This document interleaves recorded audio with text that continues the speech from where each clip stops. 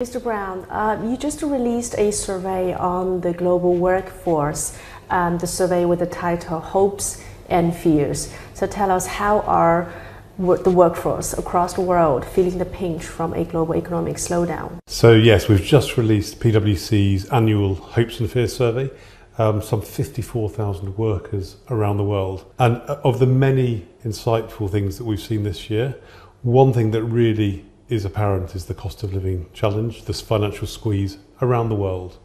So the percentage of workers who say they have money left at the end of the month, once they've paid their bills, has reduced dramatically, from 48% last year to 37% this year.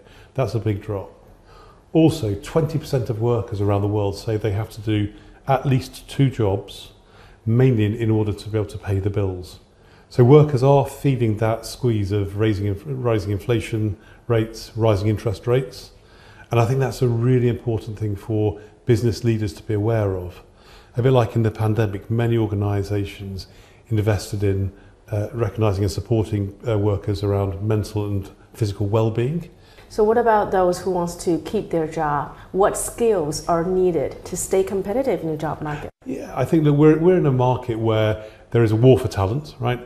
There's a worldwide shortage of skills. Most organisations are hunting for specialist skills. What we see there is actually a widening gap between those in the workforce who have specialist skills and those who don't. You're also more aware of the fact that technology, disruptive technology, will impact your job. Now, it will displace some totally, it'll impact others to a greater extent. But what we talk about actually is how you use technology to augment your job, not to eliminate it. Workers broadly are positive around the impact of technology.